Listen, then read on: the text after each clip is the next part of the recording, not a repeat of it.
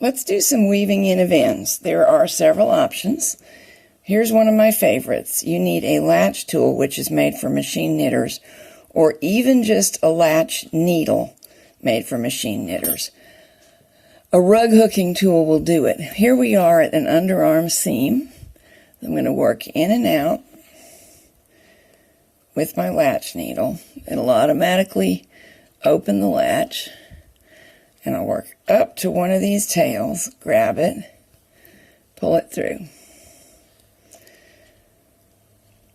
There's the last of my end. It's best to do the two ends separately, even if they're right together, so as not to create an overly bulky spot. We're just going in and out without terrifically important regard to where exactly we're going in and out, but we are keeping it in the seam fabric. It's just that it doesn't matter which stitch I go over and which stitch I go under. Nobody's going to be looking at this. If you were very, very worried that these might back out, you could tie them together here. But generally they won't. They've been tied up here, and we're just getting rid of the ends.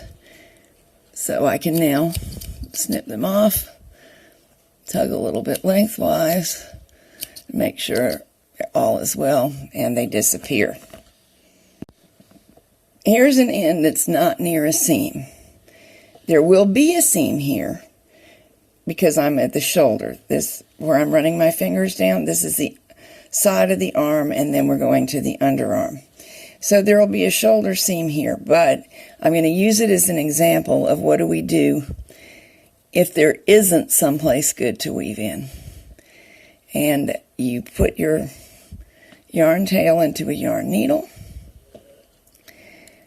and go through the backs of stitches like this.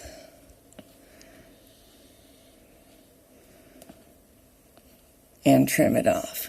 Now check on the front. That doesn't show, so I can leave it. But there are some occasions where doing what I just did would show through, especially if for some reason you had two colors of yarn going, such as you had done Fair Isle. So here's another thing we can do. Same thing, but see, I didn't pick up that whole strand of yarn. I'm splitting it. You only want to do this on the back of the fabric. We don't want to look at split stitches on the front.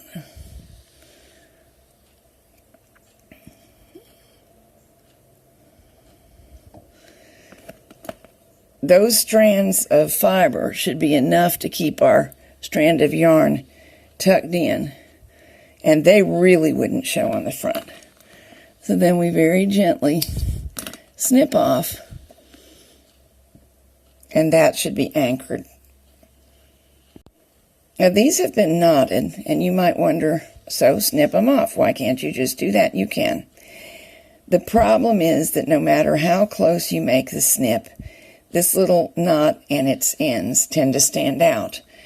And if you, the closer you snip trying to make it neat, the closer you come to allowing the knot to back out, which it's not going to do today. It's going to wait till it's been washed and worn a little, and you're standing in a reception line or some other place where you want to look perfect for the rest of the day. That's when the hole will open up. I am now using the yarn needle to actually do the first kind of weaving in you saw. And you may have spotted I had a loose stitch along the edge of this seam on the inside. It's not a big deal, it's hidden inside the seam, but it could potentially catch on your jewelry or watch or something as you are getting dressed. So a little trick that we can do, if we find such a thing while weaving in, is to wrap the yarn tail around that. Let's see. This is the loosest of the stitches in this particular line. It's not that bad. But we'll just weave in normally up to it. Well, this one's a little bit loose. Get that tip of the yarn needle around that one and around that one that's loose